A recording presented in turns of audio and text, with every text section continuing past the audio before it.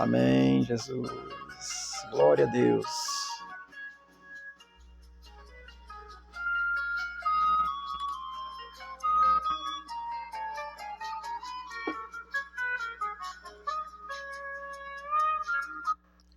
Olá, meus amados e amadas. A minha saudação a você em nome de Jesus. Deus te abençoe. Hoje, 18 de março de 2025, terça-feira, vamos aqui continuar meditando na palavra de Deus. Amém? Isaías capítulo 8, versículo 9 e 10, diz assim a palavra de Deus: Enfurecei-vos, ó povos, e sereis despedaçados.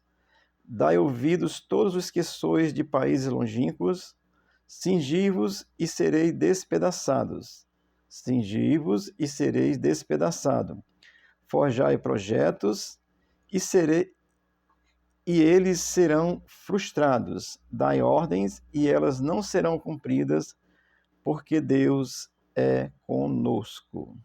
Amém. Vamos aqui ao texto, extrair dele ensinamento para nós. Tem ensinamento aqui para ajudar no seu contexto. E tem para nós. Judá é o povo de Deus, escolhido do Velho Testamento. Mas também já quero dizer que tem um povo de Deus escolhido hoje no Novo Testamento, que são aqueles que creem em Cristo como seu Senhor e Salvador. Então essa palavra é para ajudar e também direcionada a nós no contexto da graça em Jesus Cristo. Vamos aqui ao texto.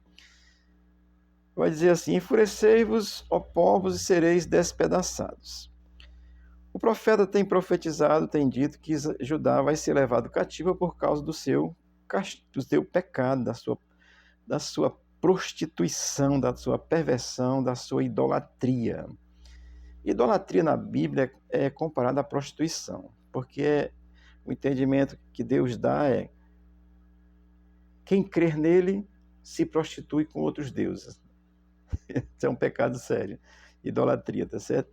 Então, mas o profeta diz aqui: enfurecei-vos, ó povos, e sereis despedaçados.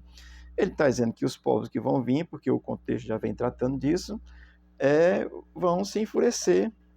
E essas nações que vão se levantar contra Judá, vai acontecer. Mas haverá um futuro, por conta da promessa do Emanuel, que nós já vimos no texto passado, capítulo 7, versículo 14, da promessa. Então, mas aqui o profeta está dizendo: olha, as nações vão se levantar enfurecidas aí, mas serão despedaçadas, tá certo? E vai dizer: dai ouvido todos os que sois de países longínquos. Ou seja, Deus revela através do profeta Isaías para as nações, para aquelas nações que seria utilizada por Deus mesmo para corrigir o povo, Judá. Mas o Senhor já está dizendo para eles: olha, vocês vêm de longe, sou eu que estou convidando, dê ouvidos aí, venham. Porque o contexto vai tratando dessa realidade, tá certo? E ele vai dizer: cingi-vos e sereis despedaçados, cingi-vos e sereis despedaçados. Isso é interessante, porque o profeta, ele faz aqui uma afirmação assim, com relação às nações. Essa repetição da frase é porque Deus está dizendo que vai cumprir a sua palavra. Isso é assim, uma constatação do cumprimento da palavra de Deus. Jesus, no Novo Testamento, ele diz: em verdade, em verdade. É uma constatação de que essa verdade acontecerá. Aqui o profeta diz: cingirei os vossos lombos, cingirei os vossos lombos. Repete isso 2 vezes. Isso é uma constatação de que a palavra de Deus se cumprirá, tanto para ajudar como correção, e também para as nações a respeito de que serão derrotadas, porque assim o profeta, a profecia, ela cumpre isso. Ela traz uma correção, no caso serão levados cativos, mas ela também traz uma palavra de esperança, de restauração. Isso é a profecia, porque Deus não abandona o seu povo. Povo de Deus no Velho Testamento, Israel. Escolhido por Deus, a razão que Deus escolheu essa nação é para que através dessa nação o mundo fosse abençoado e conhecesse Deus. Israel falhou e foi levado cativo muitas vezes. No caso aqui, no contexto de Isaías, o rei Acais estava pecando demais e ia ser levado cativo, tá certo? mas há a promessa de Deus com relação às nações que o próprio Deus levantou para trazer a correção sobre Judá, porque assim, vamos falar aqui numa linguagem de crente, tá certo? Quem crê em Jesus Cristo?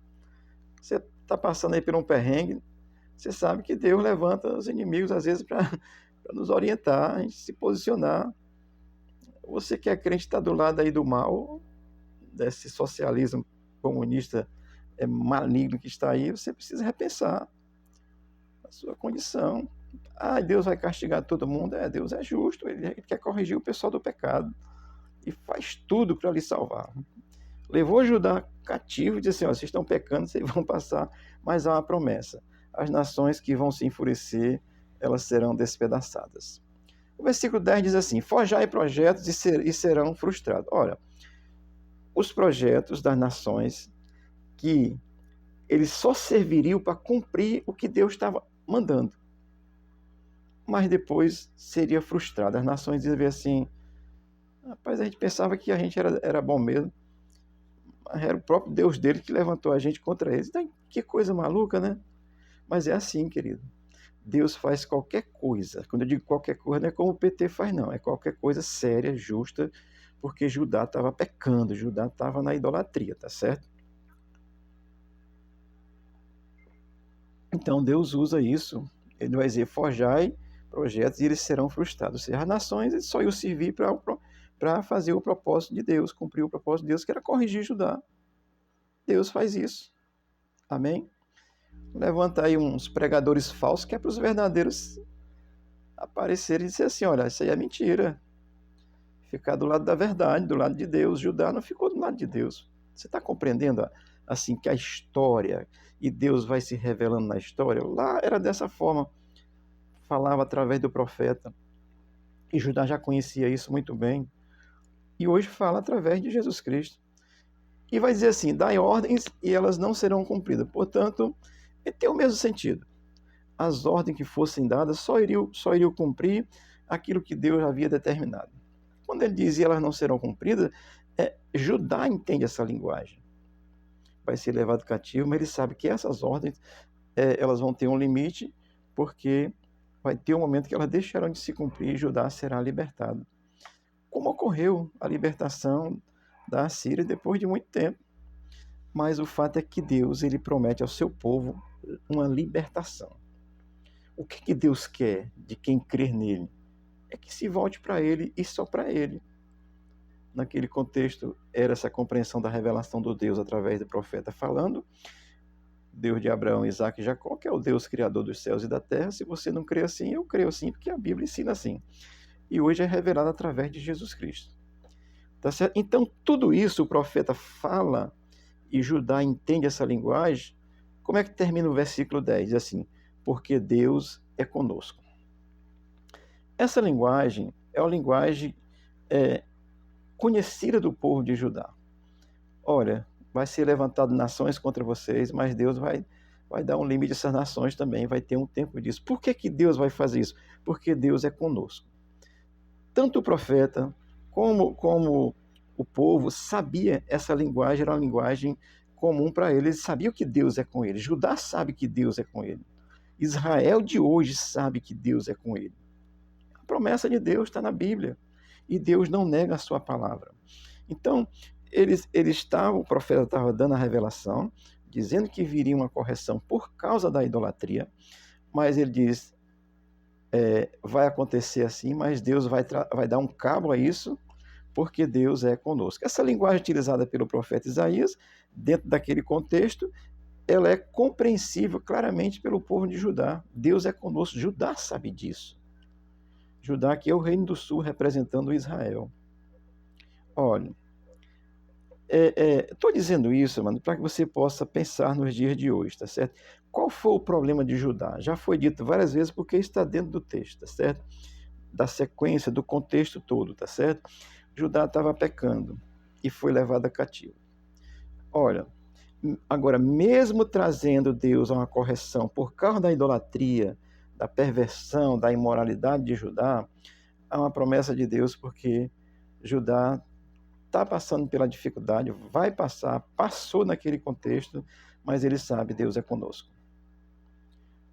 Você está aí e você sabe que a promessa do Emanuel, naquele contexto para Judá, ela foi se cumprindo cada vez que Judá ia tendo uma proteção e uma libertação pela ação divina de Deus. Toda vida que Deus ia, aqui no caso, quando eles foram libertos do domínio do rei da Síria, isso é uma ação divina, é a manifestação do Emanuel, do Deus conosco. Israel sabe disso. Sabia disso, sabe disso e não vai se esquecer disso. Sabe nos dias de hoje, tá certo? Também. Portanto, assim, essa proteção sobre Israel, cada vez que Israel recebe um livramento por ação divina, vou trazer para os dias de hoje. Não está na Bíblia, não, mas a Bíblia está aí para a gente olhar e a história vai acontecendo e ver que ela está dentro de um contexto bíblico. A Guerra dos 6 Dias lá, quem era Israel naquele contexto? E Deus deu um livramento, derrotou os países em redor ali. Hoje estão aí querendo destruir Israel, e Israel continua sendo abençoado por Deus. Ah, pastor, mas eles têm arma. Claro, Deus nos dá a capacidade de nos defender, querido. Amém? Deus nos dá a capacidade de nos defender, e se houver necessidade, a gente se defende mesmo. Se Deus estiver dando direcionamento. Depois eu vou falar aqui sobre o da face esquerda e a direita, para você entender o que é isso, tá certo? Mas vamos lá, a promessa do Emanuel, então Judá sabe disso. E toda vez que acontece um livramento com Judá, com Israel, com o povo judeu, por uma intervenção divina, eles sabem que é por causa dessa promessa de Deus. Hoje, a graça de Deus é revelada em Jesus Cristo, está sobre quem crê em Cristo como seu Senhor e Salvador. Você precisa saber disso. E você precisa crer. Porque se você ouve essas palavras, você já entendeu. Se você já ouviu pregações de verdade, falando da Bíblia, você já entendeu essa graça revelada em Jesus Cristo. Quem prega aí prosperidade, quem prega só milagre, milagre é bom. Mas vá para um terreiro de macumba que você também vai receber um milagre de saúde, tá certo? Porque não é pelo milagre que você é de Deus, não. Nem pelo fazer, nem pelo receber. É porque você crê em Cristo. Judá é povo de Deus, Deus é conosco, o profeta diz naquele, olha, Deus é conosco porque é povo escolhido. Hoje quem crê em Cristo é povo escolhido de Deus. Aí você precisa crer em Cristo como Senhor e Salvador. Amém?